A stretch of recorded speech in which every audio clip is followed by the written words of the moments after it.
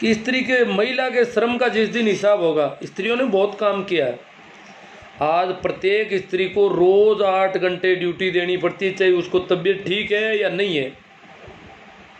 सुबह जल्दी उठ के शुरू करती है सारा, घर को सजाना संवारना तो है ही, साथ में उसको दोनों वक्त खाने पीने की व्यवस्थाएं इंतजामात करने में और बनाने में और पूरा वापस बर्तन साफ करने तक का सारा काम उसके जिम्मे है, ठेका है, चाहे वो बीमार है तो भी। और उसको करने में उसको लगभग 8-10 घंटे रोज़ ड्यूटी प्रत्येक स्त्री को देनी पड़ती है। पुरुषों के लिए ऐसी कोई रोज़ ड्यूटी की बाध्यता नहीं है, पूरी दुनिया में ऐसा है लगभग। तो रोज़ाना ड्यूटी, चाहिए उसकी तबीयत ठीक नहीं है, यहाँ तक कि मैंने देखा बीमार स्त्री उठ नहीं सकती पूरी, फिर भी वो अगर पति आया है बाहर से तो वो पति तो बाहर खेलने गया था दिन भर, उसको मतलब ही नहीं है कुछ, घर से निकल गया, वो बीमार है, उसको पूछा ही नहीं तेरे को गोली चाहिए, तेरी तबीयत कैसी है, ये वो देखती है वो आएंगे, वो भूखे हैं, उनके लिए वो उठ करके कैसे बामुश्किल सब्जी रोटी और वो खाना बना के छोड़ती है और वापस पड़ जाती है अपने बिस्तर पे। वो आते हैं तो उनको कहती है खाना बना दिया, और वो पूछता भी नहीं, वो खाना खा लेता है तो फिर वो कहती है देखो बर्तन पड़ा रहने देना, आप कुछ भी मत करना। वो सोचती है अपराध में डूब जाऊंगी मैं, तब बाद में उठूंगी तो सारे कर दूंगी। मतलब इस प्रकार ये स्त्री को जब तबीयत ठीक नहीं, जबकि पुरुष तबीयत ठीक नहीं होती तो 1000 उसके चारों ओर करना पड़ता है, और फिर भी वो नाराज होने लगता है बार बार कि मेरी तबीयत ठीक नहीं है, वो दिखाना चाहता है। जबकि स्त्री को चुपचाप सारे काम करने पड़ते हैं। तो स्त्री का जो श्रम है, अगर इसका मूल्यांकन करें तो प्रत्येक स्थिति स्त्री के लिए कभी हॉलीडे नहीं होता है एक भी।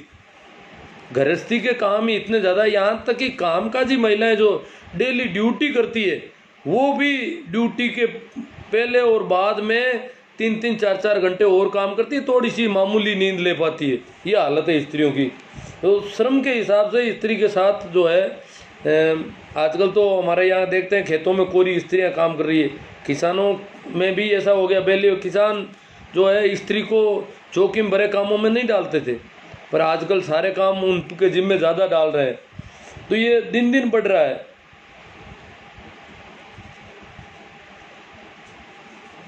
तो एक बात मैंने और कही थी, पति शब्द जो है मातृत्व का प्रतीक है, और जब भी नारी अपने अस्तित्व की घोषणा करेगी वो सबसे पहले पति जैसे कुरूप शब्दों को हटाएगी। अगर स्त्री जिस दिन, अभी तक स्त्री की कोई क्रांति नहीं है, वर्ग की क्रांति है, मजदूरों की क्रांति है, जिनके साथ सामाजिक और जाति इत्यादि के आधार पर या संप्रदाय के आधार पर भेदभाव है, उन लोगों की क्रांतियाँ हुई है, परंतु स्त्री की कोई क्रांति नहीं है। जब भी वो अपने अस्तित्व की घोषणा करेगी सबसे पहले पति जैसे क्रूप शब्दों को वो हटाएगी।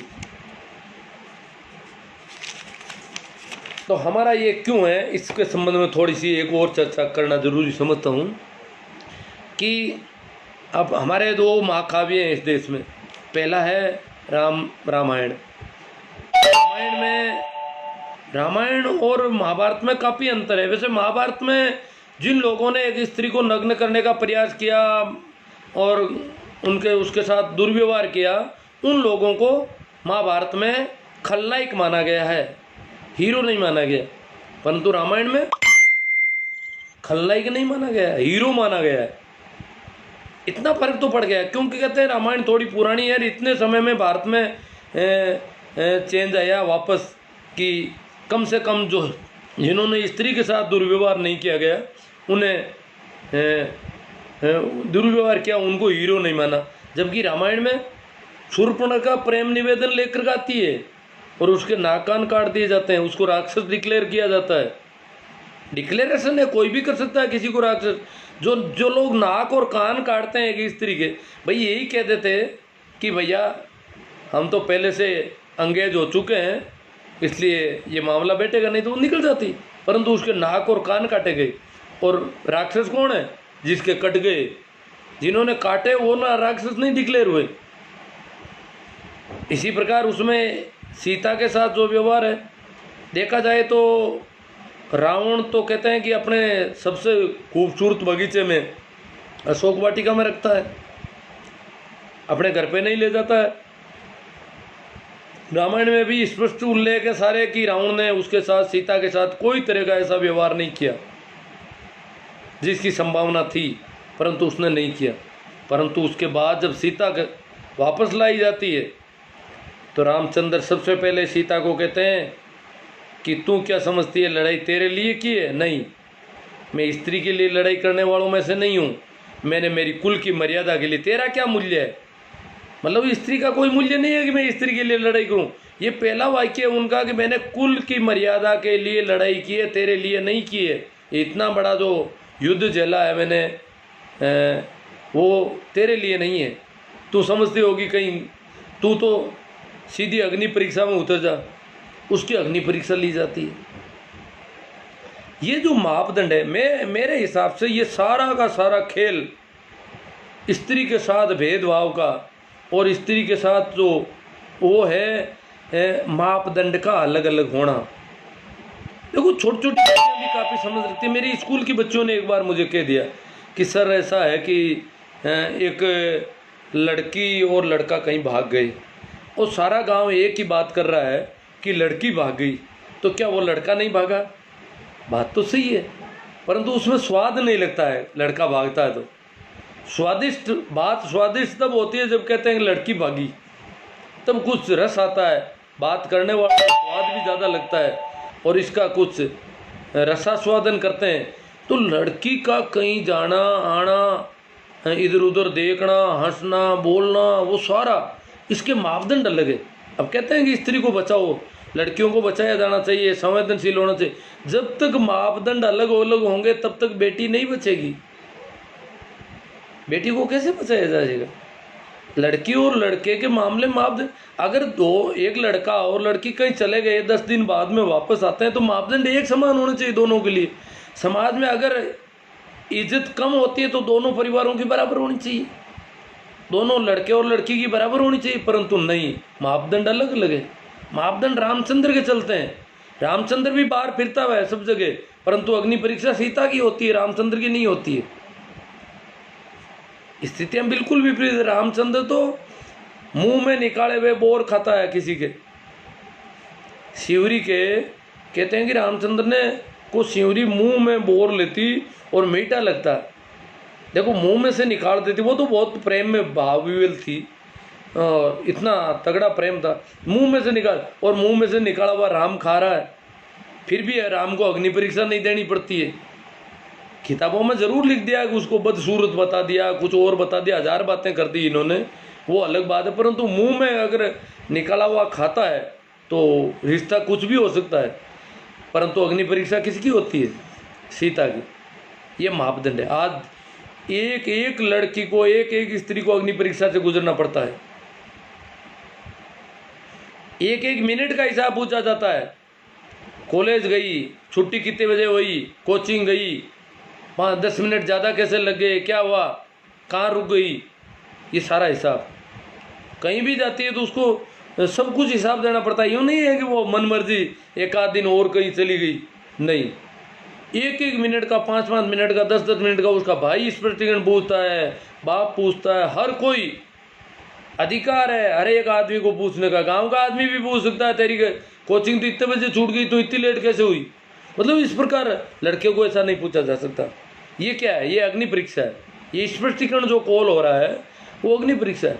यहाँ तक कि बेटा माँ को पूछ लेता है कि आज खेत की किस काम से गई। मतलब ये अग्नि परीक्षा है। और क्यों पूछ रहे हैं? ये इसलिए पूछ रहे हैं कि अगर कोई भी लांछन लग गया यार, बाजार में हवा निकल गई, कोई बात निकल गई ऐसी, और कोई संदेह पैदा हो गया यार, कोई हो इधर उधर की बात हो गई, तो पूरे समाज की नाक कट जाएगी, पूरी हमारी इज्जत चली जाएगी। नाक का ठेका सारा स्त्रियों ने ले रखा है, लड़कियों ने ले रखा है, बहुओं ने ले रखा है, माताओं ने ले रखा है। क्यों भैया? जब पुरुष 3 दिन 5 दिन कहीं रह जाता है तो उसकी इज्जत नहीं जाती, नाक नहीं कटती, उसमें किसी की इज्जत नहीं जा रही है। एक कहानी कहता हूँ मैं, एक घटना है, हकीकत की घटना है। एक बार क्या होता है कि एक स्त्री, पुराने ज़माने की है, काफ़ी वर्षों पहले की स्त्री, मायके से आती है अपने ससुराल। संयोग से वो एक ही बस आती थी, और वो बस जो है ख़राब हो गई रास्ते में। तो जिस गांव में वो बस ख़राब हुई उस गांव में वो स्त्री कहीं एक घर में रुक गई। ढंग का घर परिवार देखा तो उसने कहा भाई बस ख़राब होगी, तो उन्होंने कहा कोई बात नहीं, रात हमारे यहाँ रुक जाओ। तो वहाँ भरा पूरा परिवार था और उस परिवार में वो रुकी, रात रही। और दूसरे दिन जब वो गाड़ी आई तो वो अगले गांव चली गई।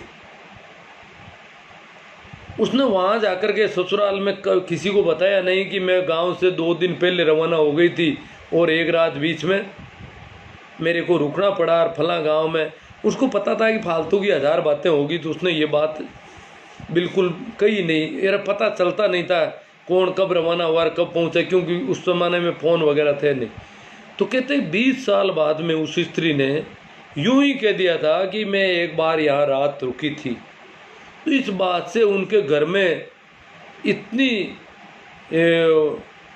कले पैदा हो गई, गरे कले, कि रात रुकी थी ये उस ज़माने में 20 साल पहले रात वहाँ पर रुकी थी।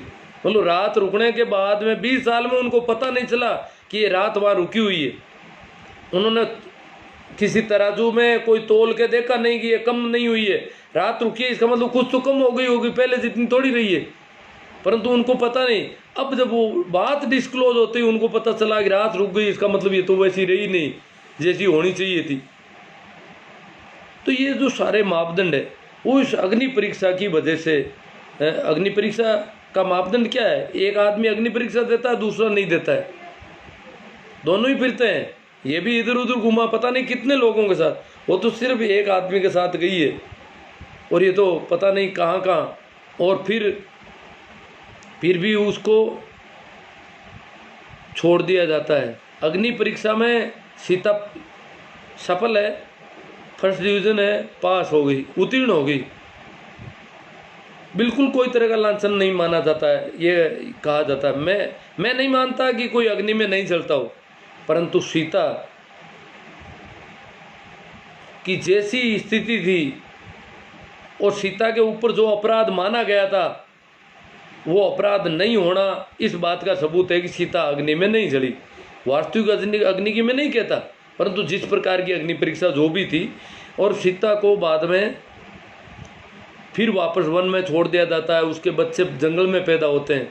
एक गर्भवती महिला को दूसरों के कहने से, लोगों के कहने से, कोई कारण नहीं, घरेलू कोई कारण नहीं, किसी आदमी ने यूं ही बाजार में बात कर दी और उस बात की वजह से उसको छोड़ दिया जाता है। इतना ये सारा आज इसी वजह से स्त्री दुखी है। ये जो मापदंड है अलग अलग लड़के और लड़की के संबंध में, ये मापदंड जब तक रहेंगे तब तक बेटी नहीं बच सकती। पढ़ाने लिखाने का तो अपन समझते ही हैं, लड़कियों को पढ़ाने का क्या है। ज़्यादातर कई तो लड़कियों को इसलिए भेजते हैं कि लड़के को साथ में ले जाने के लिए, लड़के को आदत पड़ जाए। कि शुरू में तो लड़कियां केवल इसीलिए आती थी, भैया को स्कूल लाने के लिए आती थी। बाद में धीरे धीरे पढ़ने लगी, तब क्या पढ़ाया जाता उनको कहीं भी जाने की, कोचिंग की, कॉलेज की, कहीं वो जाने की उनको अनुमति नहीं मिलती है। वो अगर JNU में जाना चाहे, विदेश की यूनिवर्सिटी में पढ़ना चाहे तो कोई गुंजाइश ही नहीं है। जिनका लड़का दिल्ली, बॉम्बे, कोलकाता, बेंगलोर पढ़ता है, उनकी लड़की जिला मुख्यालय पर नहीं जा सकती पढ़ने के लिए। ये हालात हैं, क्योंकि मापदंड अलग है। बात इधर उधर दूसरी हो सकती है। लड़की के मामले में लोग सवाल पूछेंगे, जवाब क्या देंगे? यहाँ पर लड़की बेंगलोर जाके आए तो कम हो जाती है, उतनी नहीं रहती है जितनी पहले थी। तो ये जो सारे, मुझे तो अभी कोई एक मित्र थे तो वो मिले, वो गंगानगर के थे, यहाँ अभी हो सकते हैं वो यहाँ भी। तो उन्होंने कहा कि मेरी एक भतीजी JNU में पढ़ती है, आप JNU के बारे में क्या सोचते हो? मैंने कहा मैं तो ठीक सोचता हूँ, मुझे तो कोई लेना देना नहीं है। बकवास जो फैला रखी है इन लोगों ने कि JNU में इस प्रकार कंडोम है, ये है, वो है, ये सारी राजनीति प्रेरित मीडिया है और ये कर रहा है अपना काम। बाकी मुझे कोई क्यों नहीं, मैंने सोचा आपका क्या नज़रिया पूछ ले, हम तो पढ़ाते हैं। मेरी तो उन्होंने कहा कि एक भतीजी की ये स्थिति है कि वो कह रही है कि मैं ऑस्ट्रेलिया पढ़ूंगी, तो हम लोगों ने उसको मना कर दिया। उन लोगों ने कहा तो मैंने कहा भाई ऑस्ट्रेलिया तो देखो पढ़ाया, क्यों पढ़ाया तो नहीं, परंतु उसके दादा उसके पक्ष में हो गए। दादा ने कहा कि ये जहाँ चाहेगी पढ़ेगी, अगर लड़का होता तो तुम मना करते क्या। ये कहती है ऑस्ट्रेलिया, वो पंजाब की लड़कियों के साथ रहती थी, पंजाब की लड़कियां कुछ ऑस्ट्रेलिया पढ़ना चाहती थी तो वो साथ थी, तो वो कह रही है मैं भी ऑस्ट्रेलिया पढ़ूंगी।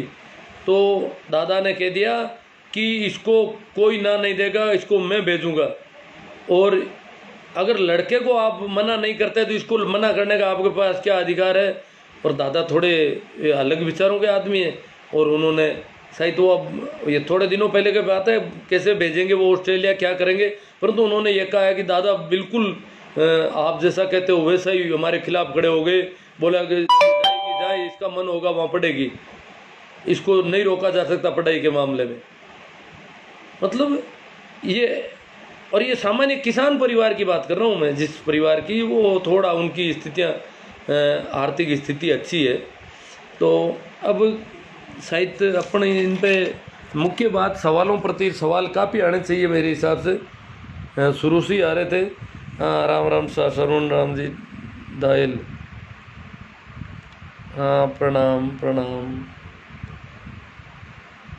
पेज एडमिन परिचय भी लिखा करो, हम जुड़ने में लेट हो जाते हैं तो परिचय नहीं मिल पाता है। अजी मैं तो पहली बार ही इसमें जुड़ा हूँ, मुझे तो पता ही नहीं क्या कंडीशन है। ओम नमो नारायण। अरे हाँ, नाम तो बता दिया इन्होंने। हाँ, जाइल क्षेत्र में मेरा परिचय कम है ना, वो तो अच्छे विषय पर चर्चा। ये जाइल के इनको पता है। रणभूमि नागौर, स्त्री पर शायद आज तक के लाइव में पहली बार सार्वजनिक रूप से चर्चा हो रही है। स्त्री का सम्मान ही अपना सम्मान है। धन्यवाद गुरुजी आपका जवाब ने।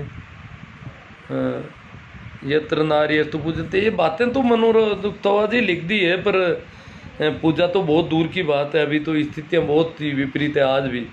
बिल्कुल सही कहा आपने, नारी का बहुत अधिक शोषण हुआ है। स्त्री पर चर्चा शायद मैं पहली बार सुन रहा हूँ।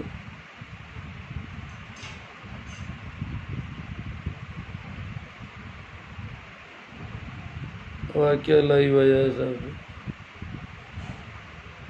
हाँ, मनु को तकलीफ हो रही है, सभ्य भाषा में बात नहीं की है ना।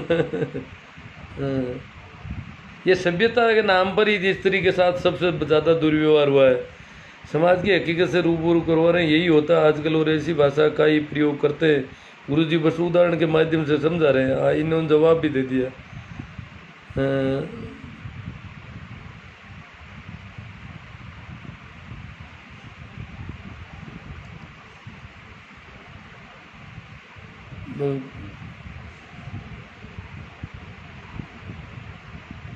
हाँ, केरल में है ना मंदिर है जिनमें महिलाओं ने, कड़वी मगर सच कह रहे हो। वहाँ ठीक स्त्री महिला भेदभाव के लिए सबसे ज़्यादा जिम्मेदार धर्म के ठेकेदार और भगवान के एजेंट। हाँ सही बात है जी, ये भी आपकी। ऐसे लोग तो नारी का सम्मान नहीं करते, नारी का सम्मान करो। हाँ, भंवरलाल जी प्रिंसिपल साहब काशनिया जी कह रहे हैं कि स्त्री के काम का हिसाब पुरुष कभी नहीं चुका सकता। बहुत ज़्यादा वर्क करती है स्त्री, रात दिन, बुढ़ापे में भी, बूढ़ी से बूढ़ी स्त्री भी बहुत ज़्यादा मेहनत करती है। तो हाँ, तो योगदान की बात कर लेते हैं थोड़ी और। सवाल तो कोई ज़्यादा नहीं है इसमें। अगर हम वैसे परिवारों में और समाज में स्त्री को बिल्कुल पूछा नहीं जाता है। अगर ज़्यादा काम दिया जाए और ज़्यादा काम करे, हाँ, स्त्री की कंडीशन क्या है उस पर थोड़ी कर लेते हैं। स्त्री जो है बहुत ज़्यादा दबाव में जी रही है। कुछ एक जो पत्नी पीड़ित के नाम पे कुछ फिरते हैं, इनको अगर छोड़ दिया जाए, बाकी स्त्री बहुत ज़्यादा परेशानी में है, बहुत ज़्यादा दबाव में जीती है और बहुत ज़्यादा प्रताड़ित होती है पग पग पर ही। तो स्त्री है तो सहन कर सकती है, बाकी पुरुष कर नहीं सकते। मारपीट ऐसी होती है, कई बार मैं तो मिलता हूँ ऐसी स्त्रियों से, बोलती है या हमारे रात को यहाँ पर मार दिया रे, मतलब इसको मारा जाता है, स्त्री हड्डियाँ कर आती है। पूछते हैं पुलिस में रिपोर्ट दर्ज करवा दो, कहे नहीं नहीं नहीं, मैं तो खड़ी खड़ी आई हूँ इस घर में और खड़ी खड़ी नहीं सोती हुई जाऊँगी, अर्थी पर लेट कर जाऊँगी वापस। जिस घर में मैं खड़ी आई हूँ उस घर से मेरी अर्थी निकलेगी, खड़ी खड़ी मैं नहीं जाऊँगी।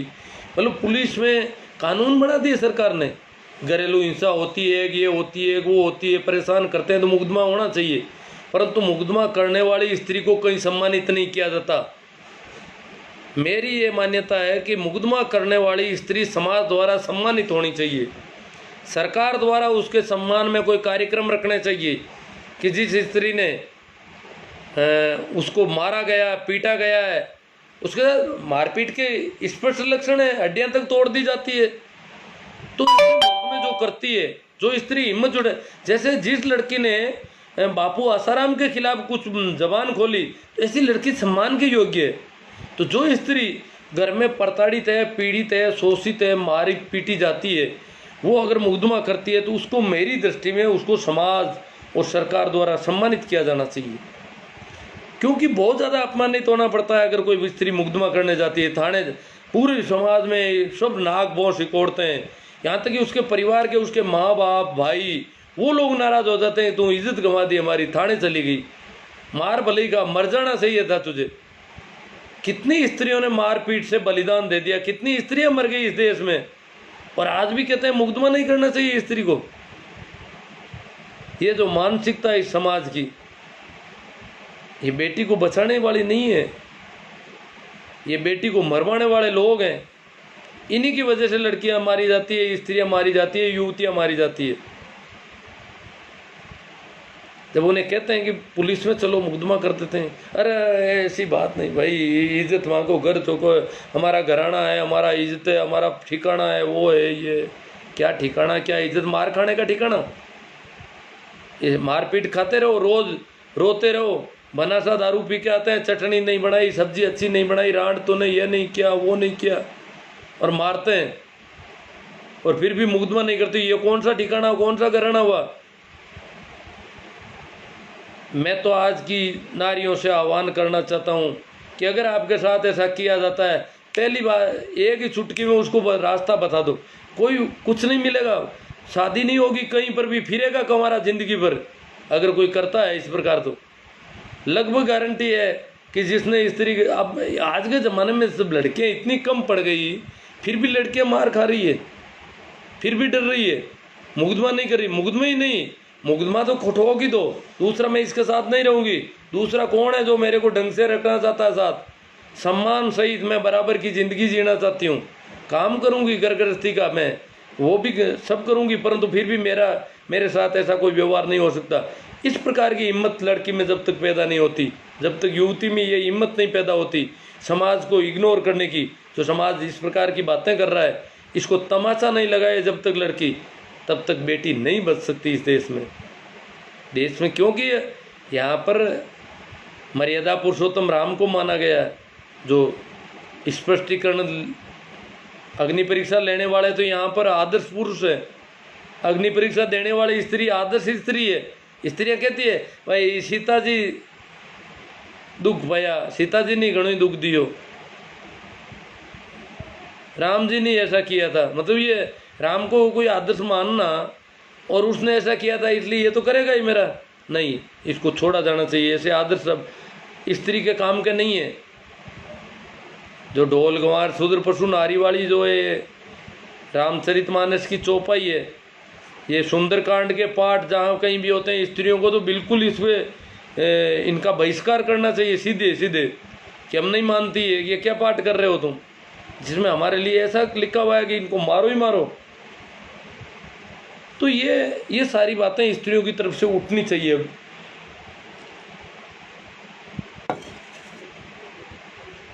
क्योंकि स्त्री एक जब उसको मारा जाता है, पीटा जाता है, मैंने एक सेशन लिया था पहले कि मेरे गांव में लोगों ने बहुत नई शुरुआत की है, बहुत अच्छा नवाचार किया इस मामले में, कि ऐसी स्त्रियों को अपनाया है जो शादीशुदा थी, उनके बच्चे थे, उनको लड़कों ने अपना लिया, कहा हम इनसे शादी करेंगे, राजी खुशी। और ऐसी कई मतलब ये पहला उदाहरण ही समझा जाए मेरे हिसाब से, भारत जैसे देश में पहला उदाहरण ही मानता हूँ मैं। तो कहीं नहीं ऐसा कि कोई कंवारे लड़के जो है बाल बच्चों वाली स्त्रियों से शादी करे, और की है लगभग 7 उदाहरण हमारे गांव में हो गए, जल्दी धड़ाधड़ देखा देख और कर रहे हैं, गांव में मान्यता मिल गई, सभी लोग कह रहे हैं कर लेना चाहिए, ठीक है। तो इस प्रकार अगर करने लगे तो कौन मारेगा, क्या पीटेंगे? ये चुटकी में बच्चा है, कोई बात नहीं, बच्चा सही थी, अगला लेने को तैयार है, क्योंकि उसको मिल नहीं रही है बेचारा। तू तो सपने में ही कहीं स्त्री देखने की तुझे आएगी मन में, तेरे घर में स्त्री आएगी, वो बहुत कम गुंजाइश है जो ऐसे मारपीट करते हैं। तो ऐसे लोगों को अंगूठा दिखा दिया जाना चाहिए। पुलिस केस और ये कानून क्यों बनते हैं? दुखी है, हजारों वर्षों की परंपरा है, जो सनातन या पता नहीं क्या क्या संस्कृति के नाम पर जो किया जा रहा है, वो इसको मुग्ध में, यहाँ तक कि अब देखो इतनी दुखी है भारत में स्त्री का विधवा होना का मतलब कि उसने पति को खा लिया, मार दिया, उसको खा गई। स्त्री खुद कहती है मैं तो डाकण हूँ भाई, खाएगी लया ने, उनको खा गई, मैं एक आदमी को खा गई, और संयोग से अगर वो दूसरी जगह जाती है, वो मर जाता, तो लोग पूरे माहौल हो जाता है कि राण दो को खा गई, निकल गई। तो इस प्रकार स्त्री के साथ ये जो है विधवा होना स्त्री के लिए बहुत बड़ा संकट का मामला है। सती प्रथा तो मेरे हिसाब से 4 सितंबर 1987 के बाद मैंने नहीं सुनी कहीं पर भी। बली बली कोई हो जाती होगी, सती होती है तो कोई साइलेंट हो जाती होगी। दिवराला वाला प्रकरण आया था उसके बाद नहीं सुना। परंतु विधवा होना भी इस देश में बहुत बड़ा अपराध है। बहुत दुखी हो जाती विधवा, कहीं निकल नहीं सकती, शादी ब्याह में अपशुकन माना जाता है, जोर से बोल नहीं सकती, हंस नहीं सकती, गली में कहीं बोलती है तो कहते हैं कि अरे सुनी हो गई, बिना धनी की है, इसका पति नहीं है, इसका कोई मालिक नहीं है, आवारा है। जब तक पति जिंदा है तब तक वो जोर से बोल सकती है, हंस सकती है, कहीं भी जा सकती है, आ सकती है, थोड़ा उसके पास है, चाहे वो पति कैसा ही हो, मरियल भी हो, क्यों ना हो, जैसा तैसा भी है, अगर जिंदा है तब तक उसको ऐसा नहीं कहा जाता कि ये आवारा है। परंतु अगर पति मर गया और फिर वो जो कहीं जोर से बोलती है तो लोग उसके ऊपर कैसी फप्तियाँ कसते हैं। हंसना तो बिल्कुल उसको मना है, वो कहीं किसी समारोह में शामिल नहीं हो सकती।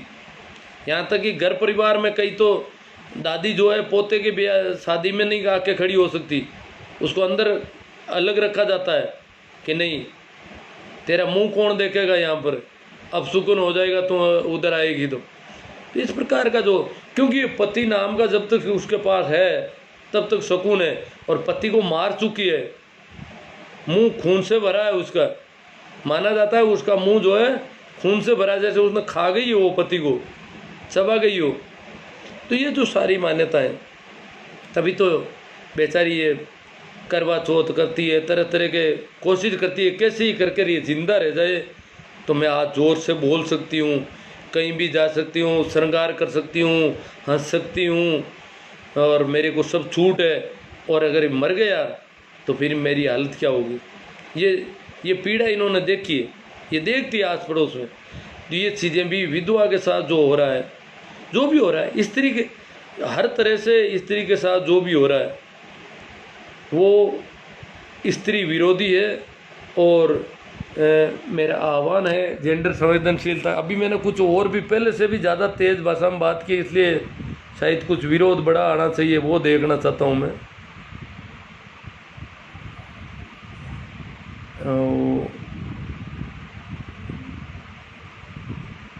अभी तक कमेंट नहीं आ रहे हैं कुछ भी, है ना। हाँ, राम किशन जी जायल नागौर, महिला भेदभाव के लिए सबसे ज़्यादा जिम्मेदार है धर्म के ठेकेदार और भगवान के एजेंट। हाँ, वो तो है ही। हाँ, महिलाओं को जिम्मेदार है। ये क्या है कि पुरानी जो सास होती है ना, वो देखती है कि बहू तो मज़े मार रही है, हम तो गट्टी से आटा पीसती थी, चक्की से ये करती थी, इसलिए वो थोड़ा उनमें ईर्ष्या का भाव आ जाता है।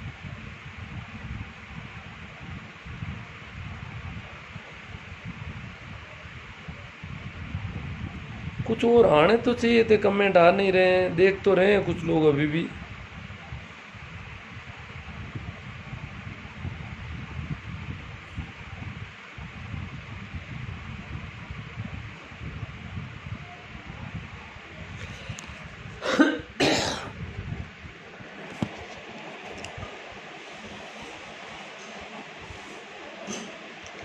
तो आखिर में मैं मेरी तरफ से जो बात आपसे कहना चाहता हूँ वो कह दूँ कि मेरी दृष्टि में प्रत्येक बच्ची को उसके साथ बेटे जैसा व्यवहार ऐसा बाप शुरू करे, माँ शुरू करे। बड़ी बुजुर्ग औरतें शायद नहीं करती है तो कोई बात नहीं, आप घर में बेटी अगर हंसती है, चाहे 10 साल की है, चाहे 20 साल की है, 25 साल, उसको हंसने की छूट होनी चाहिए, बोलने की छूट होनी चाहिए। उसको कहीं पढ़ना है, पढ़ने जाना है तो उसको पढ़ने जाने के लिए भी उसके लिए व्यवस्थाएं होनी चाहिए। अगर लड़के के लिए की जा सकती है, जो भी लड़के के लिए की जा सकती है लगभग, वो उसमें ऐसा भेदभाव नहीं होना चाहिए। ये मेरा मुख्य रूप से इसका ध्येय है और इसीलिए मैंने ये सेशन आयोजित किया है। सेशन तो जैसा भी हुआ है, आपको अगर ठीक लगे तो आप इसे लाइव करें, मामला जमा नहीं है ज़्यादा। तो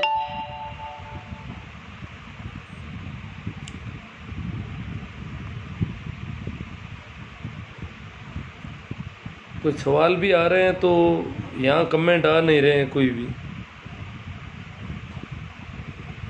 रामेश्वर जी देख रहे हैं, रामेश्वर लाल जी कह रहे हैं बहुत अच्छे विषय पर चर्चा है। हाँ, पर्दा प्रथा बेकार है, एक इन्होंने लिखा है पर्दा प्रथा बेकार है। अब क्या है कि पर्दा प्रथा का बेकार का कहते हैं तो कुछ बेवकूफ़ हैं वो कहते हैं कि बुर्का बेकार नहीं है क्या। अब बुर्का भी पर्दा है और कोई भी पर्दा रखा जाता है तो वो पर्दा है। और स्त्री को अगर मुंह ढकना पड़े, पर्दा प्रथा तो क्या, मेरी दृष्टि में तो ये जो ओढ़ना रखते हैं ना, ओढ़ने का कपड़ा, ये भी जैसे अभी थोड़ा हमें मास्क लगाने का कह रखा है, बड़ा यूँ अटपटा लग रहा है, बड़ी जब भी बाहर निकलते हैं लगाना होता है तो बड़ा यूँ मुश्किल सा मामला हो रहा है।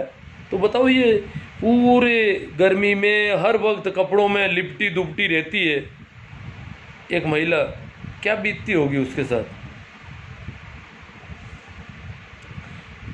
तो मेरी दृष्टि में स्त्री को एक्स्ट्रा कपड़ा ओढ़ने के लिए रखना पड़ता है, वो कोई ठंड से बचाव के लिए नहीं रखती। गर्मियों में भी अगर ऐसा कपड़ा रखना पड़ता है तो ये एक सज़ा है उसके ऊपर कि वो ढकी हुई रहे, अपराधी की तरह रहे। जैसे उसने कोई बहुत बड़ा अपराध कर लिया इसलिए उसको ढकना पड़ता है अपने आप, जैसे अपराधी को ढका जाता है ओढ़ा करके उसको। तो ये जो मेरे हिसाब से ओढ़ने का कपड़ा भी नहीं होना चाहिए। कपड़े पहन लिए पर्याप्त है, अब ऊपर ओढ़ बिना ओढ़े कोई स्त्री बाहर नहीं निकल सकती भारत में तो, और निकल जाए वो दिखने में बद्दी भी बहुत ज़्यादा लगती है, क्योंकि कोई स्त्री बिना ओढ़े नहीं रहती इसलिए वो बद्दी लगती, बाकी कोई बद्दी होती नहीं है।